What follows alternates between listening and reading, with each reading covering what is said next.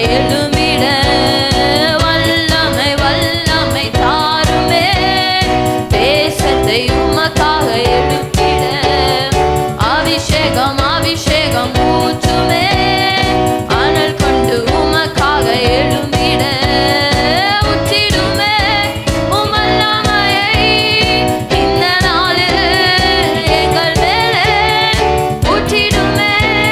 உமக்கினியை இந்த நாளில் எங்கள் மீது வல்லமையோடு வல்லமை வல்லமை தாருமே. தேசத்தை உமக்காக எழுப்பிட அபிஷேகம் அபிஷேகம் ஊற்றுமே.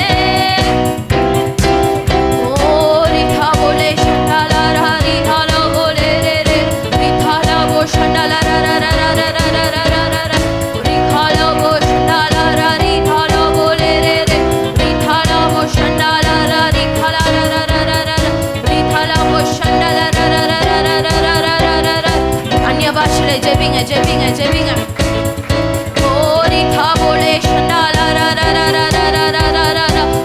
இதோ ஆண்டவர் இதோ இறங்கி வந்து உங்க வாழ்க்கையில என்ன கட்டுகளை இருந்தாலும் இதோ ஆண்டவர் விடுவிக்கிறார். இதோ இதோ ஜனங்களே ஓ ஆண்டவரை துதிங்கள்.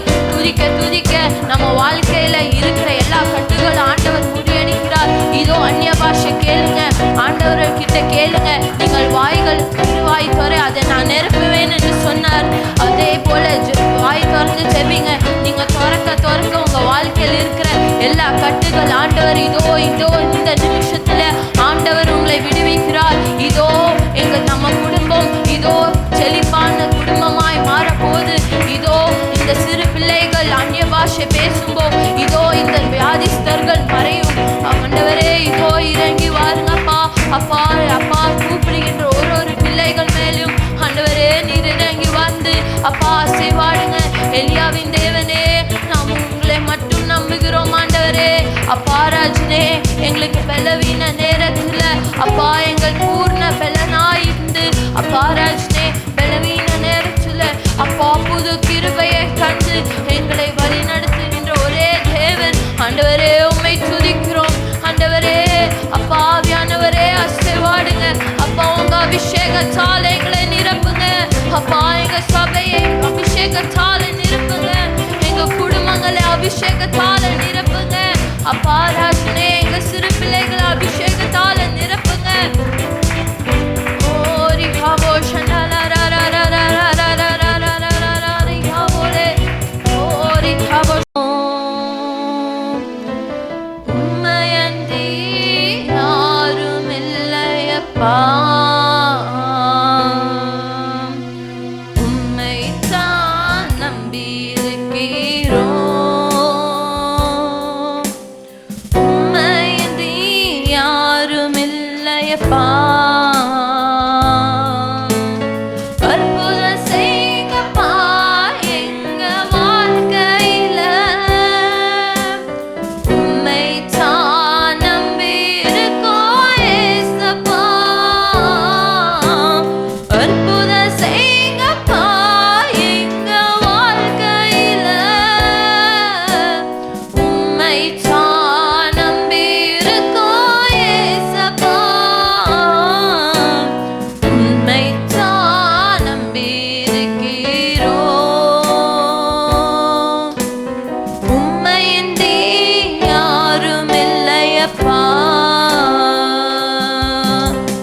நிந்தையும் அவமானமும் சகித்துக் கொண்டு உங்க செட்ட நிழலிலே வந்திருக்கிறோம். நிந்தையும் அவமானமும் சகித்துக் கொண்டு உங்க செட்ட நிழலிலே வந்து நிற்கிறோம்.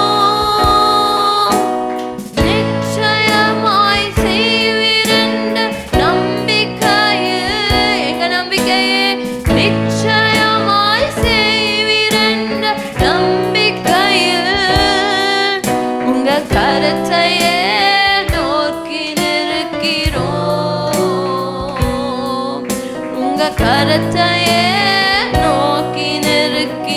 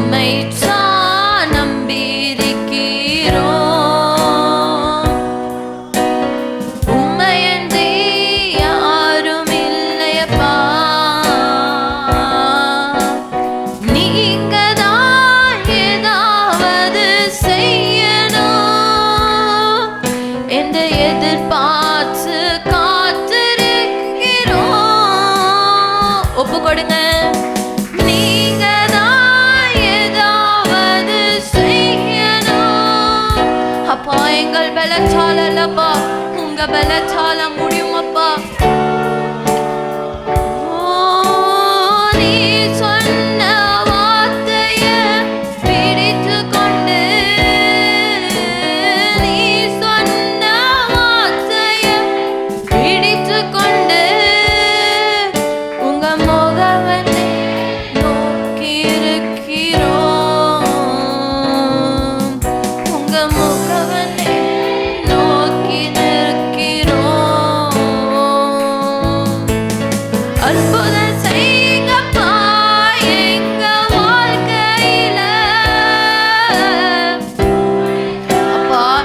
கடைசி நம்பிக்கை நீர் மாத்திரம் அப்பா. ஆண்டவரே, ஒரு அற்புதங்களை செய்யுங்கப்பா எங்க ஊழியத்துல. ராஜ்னே ஏசப்பா, எங்க ஊழியத்துல ஒரு அற்புதங்களை செய்யுங்க. எங்க குடும்பங்களில் ஒரு அற்புதங்களை செய்யுங்க ஆண்டவரே. உம்மை தான் நம்பி இருக்கிறோம், உம்மையன்றி யாரும் இல்லைப்பா. உம்மை தான் நம்பி இருக்கிறோம், உம்மையன்றி யாரும் இல்லையப்பா. உம்மை தான் நம்பி இருக்கிறோம், உம்மையன்றி யாரும் இல்லையப்பா. உம்மை தான் நம்பி இருக்கிறோம், உம்மையன்றி யாரும் இல்லையப்பா. ஆண்டவரே, நீர் செய்த நன்மைகளுக்காக ஸ்தோத்திரம். நீர் அப்பா இறங்கி வந்து எங்களுக்காக அற்புதங்களை செய்ததுக்காக ஸ்தோத்திரம். எங்க ஒரே நம்பிக்கை நீர் மாத்திரம் ஆண்டவரே. எங்களுக்கு நம்பிக்கை உண்டு அப்பா, நீர் சொன்னதை நீர் நிறைவேற்றுவீர் அப்பா. ராஜனே, அது எப்படிப்பட்ட காரியங்களா இருந்தாலும் அது எங்கள் கண்களால் கூடாததுப்பா. ஆனால் நீர் அதை செய்து இந்த மாதம் எங்களை நகைக்க வைக்கிற தேவன் அப்பா. ராஜனே, நீர் எங்களை சந்தோஷப்படுத்துகின்ற தேவன் அப்பா. அது நிச்சயமாய் எங்கள் கண்கள் காணும் அப்பா. கண்டதுக்காக ஸ்தோத்திரம். நாங்கள் விசுவாசத்தோட ஜெபிக்கிறோம், இயேசு கிறிஸ்து நாமத்தில் ஜெபிக்கிறோம் ஜீவனுள்ள நல்ல பிதாவே. அல்லேலூயா, அல்லேலூயா. ஆண்டவரும் அருமை இரட்சகருமாகிய இயேசு கிறிஸ்துவின் நாமத்தில் உங்களை வாழ்த்துகிறேன். இன்று தியானிக்கும்படியாய் 2 நாளாகமத்தின் புத்தகம் 32வது அதிகாரத்துக்குள் போகலாம். 2 Chronicles chapter 32.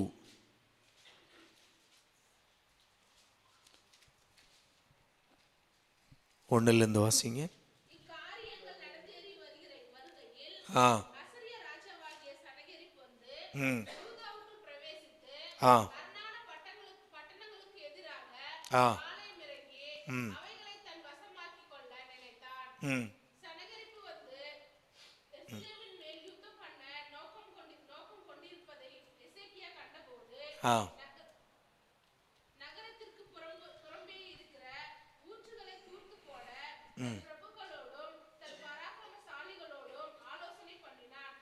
போதும் போதும்.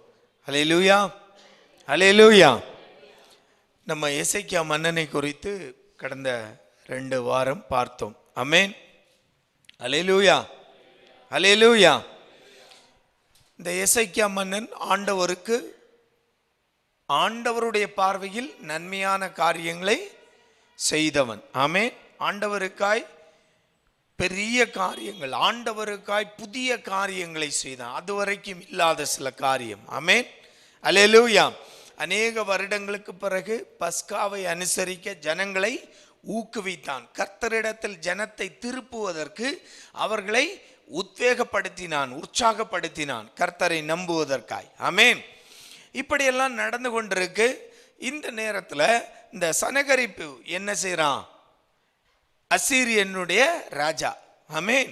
இந்த அசீரிய ராஜா சனகரிப்பு எருசலேமை முற்றுகையிடுகிறான். ஆமென். இவனுடைய நோக்கம் என்னன்னா, எருசலேமை முற்றுகையிட்டு அதன் பிறகு உள்ள போய் ஒவ்வொரு பட்டணத்தையாவது பிடிக்கணும். ஆமென், அல்லேலூயா. இப்போ இந்த ஒரு இக்கட்டான ஒரு சூழ்நிலை, எப்படி அவன் முற்றுகை போட்டாச்சு, ஆனா இன்னும் தேசத்தை பிடிக்கல, முற்றுகை போட்டிருக்கிறான். ஆனால் இந்த இக்கட்டான சூழ்நிலையில எசேக்கியா சில காரியங்களை செய்கிறார். ஒன்று என்ன செய்கிறார்னா, இந்த நகரத்துல துறவுகள், தண்ணீர் துறவுகள், ஒருவேளை அந்த சனகரிப்பு ஆட்கள் வந்து தேசத்தை சுத்தி பார்க்கும்போது அவங்க இந்த தண்ணீரை, நீரூற்றுகளை பார்த்துடக்கூடாது. பார்த்தா என்ன செய்திருவான், ஆசை வந்துடும் அவனுக்கு. ஆமென், அல்லேலூயா. எங்க செழுமை இருக்கோ, எங்க வசதி இருக்கோ, இல்லை எங்க செழிப்பு இருக்கோ, அங்கதான் மனுஷனுடைய கண்ணு போகும். ஆமென், இல்லையா? ஆமென். லோத்துவும் அப்ரகாமும் வனாந்தரத்துல நிக்கிறாங்க, பயங்கர சண்டை ரெண்டு பேருக்கும். இப்போ அப்ரகாம் சொல்றாரு, லோத்து நமக்குள்ள சண்டை வேண்டாம், நீ ஒன்று செய், உனக்கு எந்த இடம் வேணுமோ நீ எடுத்துக்கோ. அப்போ வேதம் அழகா சொல்லுது, லோத்து சோதோம் கோமோரா பட்டணத்தை பார்க்குறான். பார்த்த உடனே லோத்துவுக்கு ஒரு அபிப்பிராயம், நல்ல அபிப்பிராயம் வந்துடுச்சு. என்ன செய்யறான், அந்த தேசத்தினுடைய அந்த பட்டணத்தினுடைய செழிப்பை பார்த்து சோதோம் கோமராவை தெரிந்தெடுக்கிறான். ஆனா அதுக்கு உள்ள கிடந்த பாவத்தை லோத்து என்ன செய்யல, பார்க்கல, கவனிக்கல. ஆமென், ஆமென். மனுஷனுடைய பார்வை எப்போதுமே என்னதான் செய்யும், அந்த பச்சை பசேல், அந்த செழுமை, அந்த செழிப்பு, ஆசீர்வாதத்தை பார்த்து தான் திசை திரும்பும். ஆமென், அல்லேலூயா. அப்போ இங்கு என்ன நடக்குது, எசேக்கியா என்ன செய்யறாரு, துறவை எல்லாம் மூடுங்கடா, ஆட்களை கொண்டு வந்து என்ன செய்யறாரு, துறவை எல்லாம் ஊற்றுகளை தூர்த்து போட. ஆமென். அவனுக்கு ஊற்று போலவே தெரியக்கூடாது அவன் வந்து பார்க்கும்போது. ஆமென், அல்லேலூயா, அல்லேலூயா. நல்லா இருக்கிற துறவுகள், நல்லா இருக்கிற ஊற்றுகள், அதையெல்லாம் என்ன செய்யறான், தூர்த்து போட வைக்கிறான். ஏன்னா இந்த அந்த சனகரி வந்து பார்க்கும்போது அவனுக்கு என்ன செய்யக்கூடாது, இந்த தேசத்தின் மேல், இந்த பட்டணத்தின் மேல் ஆசை வரக்கூடாது, விருப்பம் வந்து விடக்கூடாது. ஆமென், அல்லேலூயா. இப்போ ஒரு பட்டணத்தை ஒரு ராஜா பிடிக்கணும்னா அவனுக்கு அந்த பட்டணத்துல ஏதோ ஒன்று இருக்கணும், இல்லையா? இல்லையா? ஏதோ ஒன்று இருக்கணும், செழிப்பு இருக்கணும், வயல்வெளி இருக்கணும், இல்ல விவசாய நிலங்கள் பயங்கரமா விளைச்சலை தருகிற நிலங்கள் இருக்கணும், இல்ல நீரூற்று இதே போல, இல்ல கனிம வளங்கள் ஏதாவது இருக்கணும், ஏதோ ஒன்று இருக்கணும். இல்லாட்டி அங்க வந்து அவன் அந்த தேசத்தை முற்றுகை போட விரும்பவே மாட்டான் பிடிக்கிறதுக்கு. ஆமென்.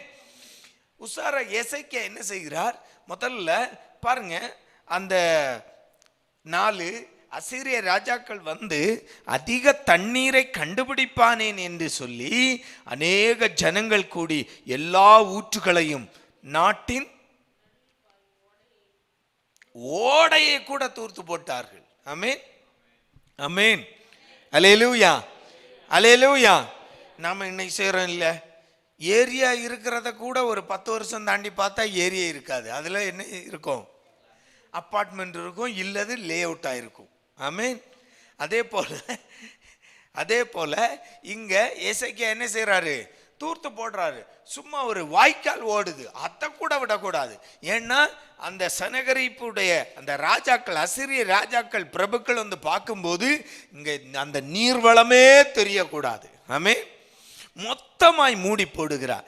பாருங்க, இது ஒரு அவர் செய்த காரியம். இரண்டாவது ஒரு காரியம் செய்றாரு பாருங்க, 5வது வாக்கியம் சொல்லுது, அவன் திடன் கொண்டு.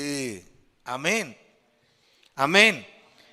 இந்த ராஜாவுடைய, இந்த எசேக்கியா மன்னன் நமக்கு கற்றுத்தருகிற இன்னொரு முக்கியமான பாடம், இக்கட்டான சூழ்நிலையிலும் திடன் கொண்டு தைரியமாய் காரியங்களை நடப்பிக்கக்கூடிய ஒரு அந்த தைரியம் நமக்கு இருக்கணும். ஆமென், அல்லேலூயா, அல்லேலூயா. இக்கட்டான ஒரு சூழ்நிலை. என்ன இக்கட்டு, இன்னும் கொஞ்ச நாள்ல இவனை ஒருவேளை கொல்லலாம், இவனை தூக்கிட்டு போகலாம், தேசத்தை பிடிக்கலாம், சுத்தி பாளையம் இறங்கி இருக்கிறார்கள். ஆனா உள்ள இருக்கிற எசேக்கியா நடுங்கவில்லை. எசேக்கியா நடுங்கவில்லை, தைரியமாய் திடன் கொண்டு என்ன செய்றார் பாருங்க, இடிந்து போன மதிலை எல்லாம் கட்ட வைக்கிறார். பட்டணத்துல இருக்கிற இடிந்து போன மதில்களை எல்லாம் என்ன செய்றாரு பாருங்க. உடனே அந்த தைரியம் தான் பாருங்க. சவுலை போல அப்படியே சோர்ந்து போய் துவண்டு போய் அந்த நம்ம கோலியாத்து 40 நாள் வந்து கொக்கரைக்கிறான், கூக்குரல் இடுகிறான். சவுல் எங்க இருக்கிறான்? கூடாரத்துக்குள்ளே இருக்கிறாரு சவுல். யாரு? இஸ்ரவேலுடைய ராஜா. ஆமென். யுத்தம் தெரியாதவனா? அதெல்லாம் கிடையாது, யுத்தத்தில் வீரன். ஆமென். சவுலை குறித்து அப்படிதான் சொல்லுது, யுத்தத்தில் அவர் வீரன். ஆமென். அல்லேலூயா. சவுலும் யோனத்தானும் மரிக்கும் போது தாவீது அப்படிதான் புலம்புகிறார். ஆமென். தாவீது அந்த புலம்புகிற வார்த்தையே அப்படிதான். இஸ்ரவேலுக்கு அரணாய் இருந்தவன். ஆமென். அப்ப அவ்வளவு யுத்த வீரன். ஆனா அந்த சத்ரு அந்த கர்ச்சிக்கும் போது சவுல் என்ன செய்து விடுகிறார்? தைரியம் இல்லை. தைரியம் முன்னாடி நிற்கிறதுக்கு தைரியம் இல்லை. போய் என்ன செய்யறாரு? கூடாரத்துக்குள்ளே மறைந்து விடுகிறான். ஆமென். ஆனா இங்க ராஜா சனகரிப்பு வந்து முற்றுகை போட்டிருக்கிறான் எருசலேமை. ஆனால் எசேக்கியாவோ திடன் கொள்ளுகிறான், தைரியமாய் சில காரியங்களை செய்கிறான். ஆமென். அப்போ நம்முடைய வாழ்க்கையில நாம் சில இக்கட்டுகள் வரும்போது நாம என்ன செய்யக்கூடாது? சோர்ந்து போய் விடக்கூடாது. ஆமென். 4 பக்கமும் சுற்றி இருக்கலாம், பிரச்சனைகள் சூழ்ந்திருக்கலாம். 4 பக்கமும் நம்மை பிரச்சனைகள் சூழ்ந்து நம்மை நெருக்கலாம். ஆனால் எசேக்கியா நமக்கு கற்றுத் தருகிற பாடம், கர்த்தர் மேல் நம்பிக்கையோடு தைரியமாய் காரியங்களை செய்து பழகணும். ஆமென். ஆமென். அல்லேலூயா. அல்லேலூயா. என்ன நடக்குது? அவன் திடன் கொண்டு 5ல இருந்து வாசிங்க. இடிந்து போன மதிலை எல்லாம் கட்டி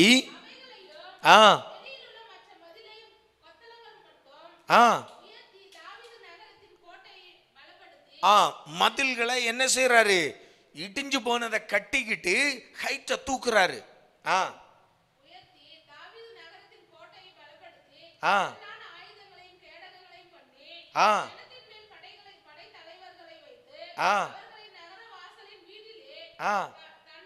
தன்னண்டையில் அவர்களை நோக்கி. நல்ல கவனிங்க, இந்த வார்த்தை தான் முக்கியம். ஆமென். எந்த வார்த்தை?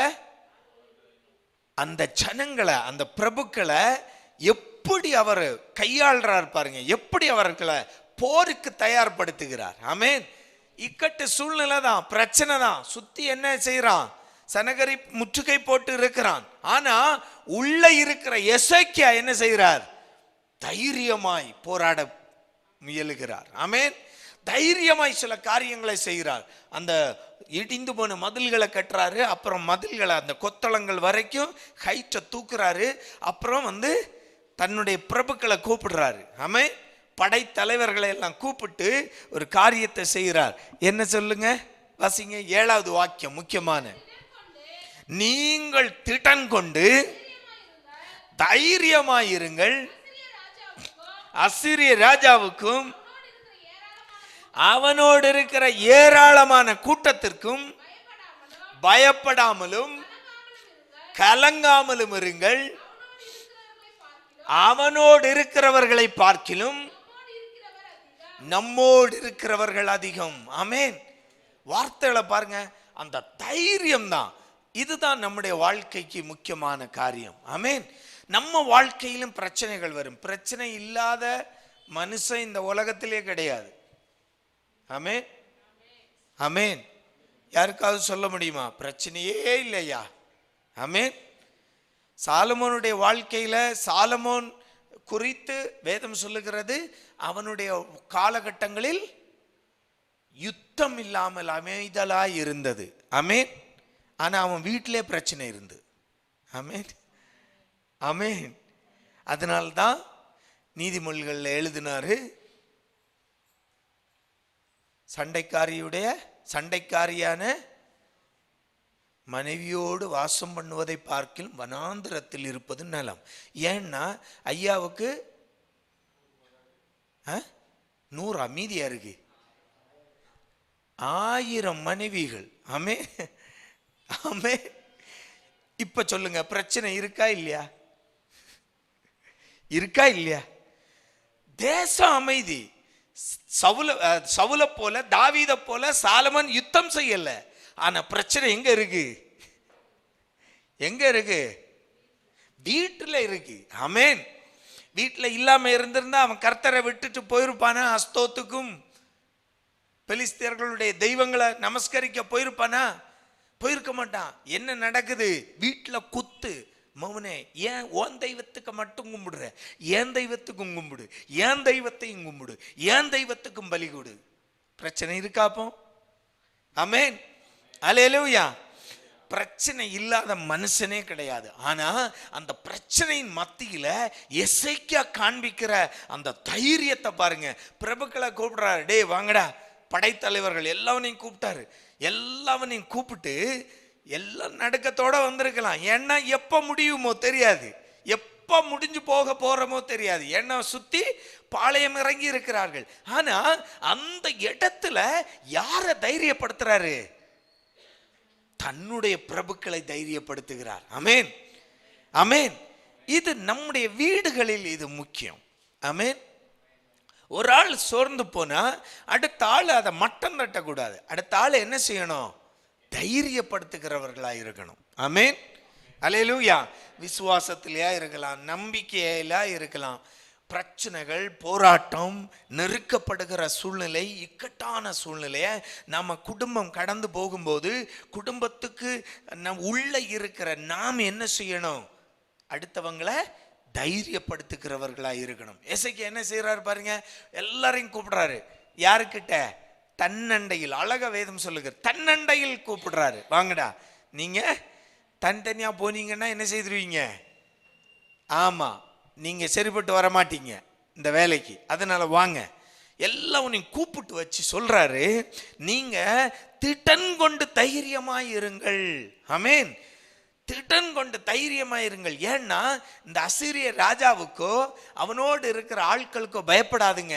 அவர்களை காட்டிலும் நம்மோடு இருக்கிறவர்கள் அதிகம். இதே வார்த்தை இன்னொரு ஆள் சொன்னார். யார் சொல்லுங்க பார்க்கலாம்?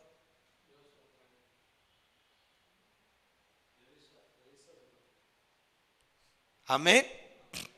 அல்லேலூயா அல்லேலூயா. எலிசாவை பிடிக்க பெலிஸ்தர்கள் கூடி நிற்கும் போது அந்த அந்த வேலைக்காரனை பார்த்து ஆண்டவர் அந்த எலிசா சொன்ன வார்த்தை. ஆமென்.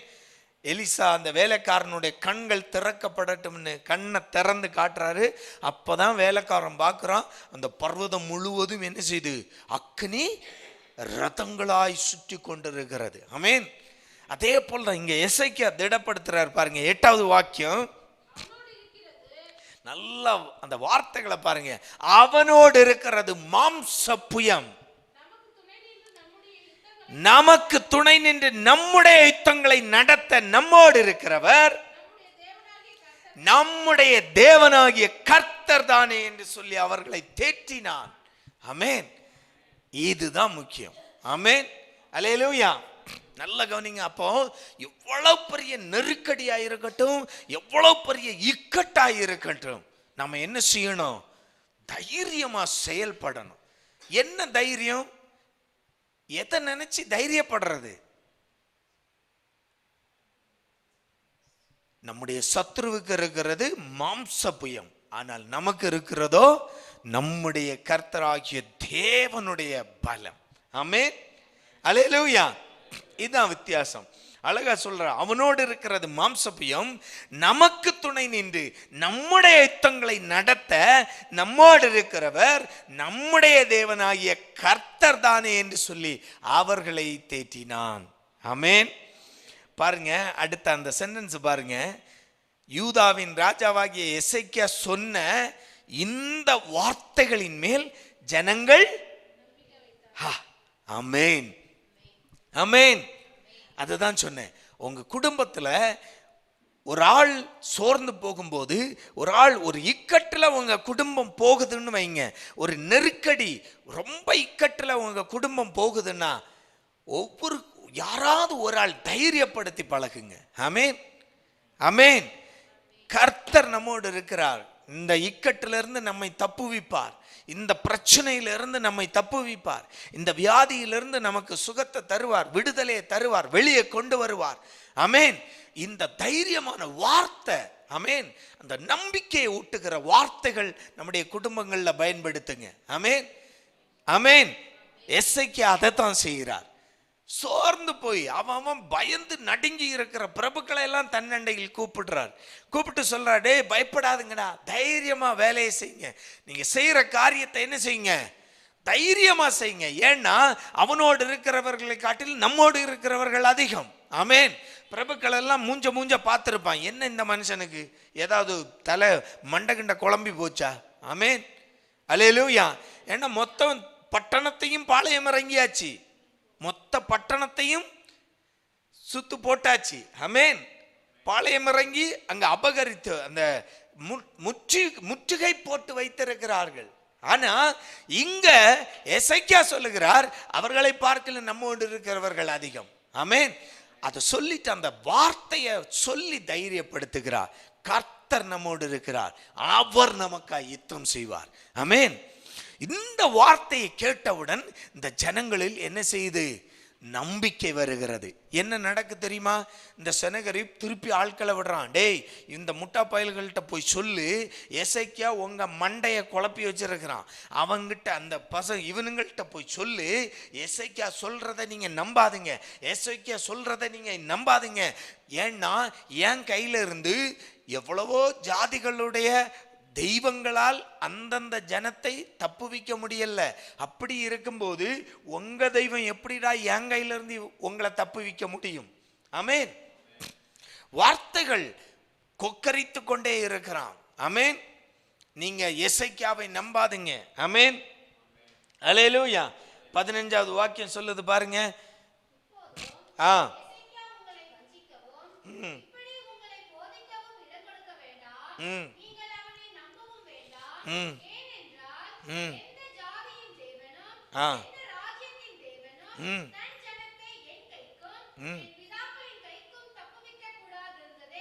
ஆமென். உங்கள் தேவன் உங்களை ஆமென். பாருங்க, அங்க ஒரு பக்கம் என்ன நடக்கு, ஜனத்தை எசேக்கியா தைரியப்படுத்தி இருக்கிறார். ஆமென், புரியுதா? ஒரு பக்கம் அந்த இக்கட்டின் மத்தியில எசேக்கியா தைரியப்படுத்துகிறான், கர்த்தர் நம்மோடு இருக்கிறார், கர்த்தர் நமக்கு யுத்தம் செய்வார், பயப்படாதுங்கடா, தைரியமா இருங்க, தைரியமா இருந்து காரியங்களை நடப்பீங்க, நம்மோடு இருக்கிறவர் அதிகம், கர்த்தர் நம்மோடு இருக்கிறார், இதெல்லாம் சொல்லி தைரியப்படுத்தி அவர்களுக்கு நம்பிக்கையை ஊட்டும் போது சத்ரு என்ன செய்கிறான், இல்லடா உங்க நம்பிக்கை வீணா போயிடும், உங்க நம்பிக்கை நீங்க நம்புறபடி நடக்க போறதில்ல. ஏன்னா என் கைக்கு இதுவரை எந்த தெய்வமும் அவனுடைய ஜனங்களை தப்புவித்ததில்லை, அதனால எசேக்கியா சொல்றத நம்பாதீங்க. ஆமென். அப்போ பாருங்க, இது ஒரு தேசத்துக்காய் மட்டுமல்ல, நம்முடைய வாழ்க்கை நம்முடைய குடும்பத்துக்குள் கொண்டு வாங்க. ஆமென், அல்லேலூயா. வெளியில நமக்கு கர்ச்சனைகள் கேட்கலாம், வெளியில நமக்கு கர்ச்சிப்பு சத்தங்கள் கேட்கலாம், சத்துருடைய கர்ச்சிப்பு சத்தங்கள் கேட்கலாம். நீங்க உருப்பட மாட்டீங்க, நீங்க நல்லாக மாட்டீங்க, உன் பிசினஸ் முன்னேறாது, உன் வேலையில நீ முன்னேறிட மாட்ட, நீ செய்யற காரியத்துல நீ முடிச்சிட மாட்ட, இப்படி பல காரியங்கள் சொல்லலாம். ஆனால் உள்ளில் இருக்கிற நாம் அந்த நம்பிக்கையை விட்டுவிடக் கூடாது. ஆமென், அல்லேலூயா, அல்லேலூயா. இது மட்டும் இல்ல, இவன் திருப்பி நிருபங்களை எழுதி அனுப்புகிறான். யாருக்கு? எருசலேம் பட்டணத்தில் உள்ள ஜனங்களுக்கு, எப்படியாவது இவர்கள் நம்பிக்கையை சீர்குலைக்க வேண்டும் என்று. ஆமென், அல்லேலூயா, அல்லேலூயா. யூத பாஷையில 18வது வாக்கியம் சொல்லுது, யூத பாஷையிலே சத்தம் போட்டு சொல்றானுங்க, அனௌன்ஸ்மெண்ட். நம்ம இப்போ நீங்கள் வில்லேஜ் நம்ம தொட்னாமங்களா ஒஸ்கூர் எங்கள் வீட்டு பக்கம் அந்த ரோட்டில் எல்லாம் வரும். சில பஞ்சாயத்தில் சில காரியங்கள்னா என்ன செய்வாங்க, ஒரு ஸ்பீக்கரை கட்டி ஒரு ஆட்டோவில் என்ன செய்வாங்க, சொல்லிட்டு போவாங்க, அனௌன்ஸ் பண்ணுவாங்க இல்லையா இல்லையா அந்தந்த பாஷைகளில். இப்போ அந்தந்த ஏரியாவில் அந்தந்த பாஷைகள்லே சொல்லுவாங்க. ஏன்னா அங்குள்ள ஜனங்களுக்கு அந்த அந்த அறிவிப்பு என்ன செய்யணும், போய் சேரணும். இவன் சனகரிப்பு என்ன பண்ணுறான், இவன் யூத பாஷையிலே அறிவிப்பை கொடுக்குறான். ஆமேன். டே எசேக்கியா சொல்கிறத எவனும் நம்பாதுங்க, செத்து போயிடுவீங்க, என் கைக்கு உங்களை தப்பு வைக்க எவனாலையும் முடியாது. ஆமேன். ஆனால் என்ன நடக்கு தெரியுமா, இதை கேட்டவுடன் 20வது வாக்கியம்,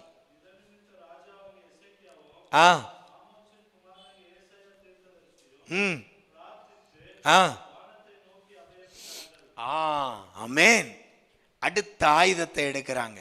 முதல்ல என்ன செய்யணும், தைரியப்பட்டு அடுத்தவங்களையும் தைரியப்படுத்தணும். எதன் மேல, கர்த்தர் மேல் உள்ள நம்பிக்கையை ஊட்டி. ஆமென்.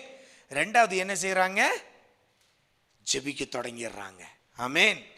இப்ப என்ன நடக்கு, 21, அப்பொழுது கர்த்தர் ஒரு தூதனை அனுப்பினார், அவன் அசீரியருடைய ராஜாவின் பாளையத்தில் உள்ள சகல பராக்கிரமசாலிகளையும் தலைவரையும் சேனாதிபதிகளையும் அதம் பண்ணினான். அப்படியே சனகரிப் செத்த முகமாய் தன் தேசத்துக்கு திரும்பினான். ஆமென்.